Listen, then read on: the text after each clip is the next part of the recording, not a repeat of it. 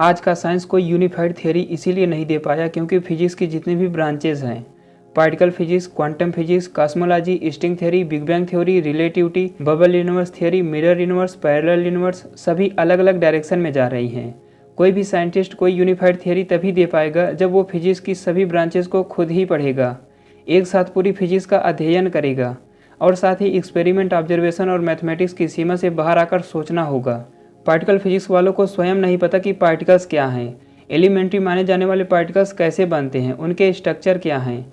ये है साइंस की अपूर्णता। इसके आगे वर्तमान साइंस कभी जान भी नहीं पाएगा। आज के साइंटिस्ट टेक्नोलॉजी पर निर्भर हैं। साइंस टेक्नोलॉजी के द्वारा फोटॉन पार्टिकल्स को देखता है, लेकिन फोटॉन किससे बना है, ये किससे देखेगा? इसके आगे कौन बताएगा? इसके आगे ऋषि मुनि बताएंगे। आइए जानते हैं कि ऋषि मुनि इस सृष्टि को कैसे जानते थे। ऋषि मुनि जो फोटॉन से छोटा पदार्थ है उसके द्वारा फोटॉन में घुसकर फोटॉन पार्टिकल्स को देखा करते थे, स्टडी किया करते थे। अब आप कहेंगे कि फोटॉन से छोटा पदार्थ क्या है? देखिए, फोटॉन से छोटा मन है, प्राण रश्मियाँ हैं, वही मन जो आपके शरीर में है।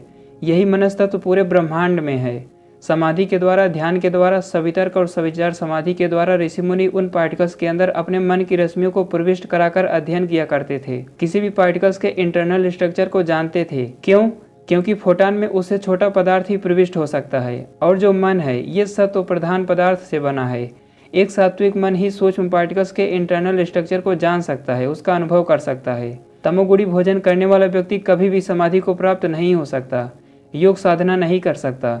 इसीलिए वो मनस्तत्व को, अपने मन की रश्मियों को पार्टिकल्स के अंदर प्रविष्ट ही नहीं करा सकता। एक सात्विक व्यक्ति ही अपने मन पर पूरी तरह नियंत्रण रख सकता है। जब तक आप सात्विक नहीं बनेंगे, मन पर नियंत्रण नहीं कर पाएंगे, फिर आप अपनी आत्मा को भी नहीं जान पाएंगे और अंत में ईश्वर अर्थात अंतिम सत्य तक कभी नहीं पहुंच सकते।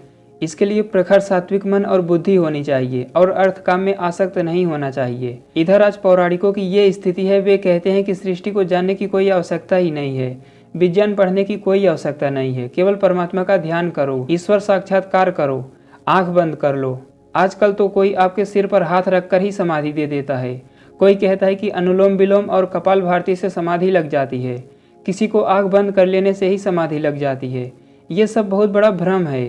ईश्वर अंतिम सत्य है, इतनी आसानी से नहीं प्राप्त होगा।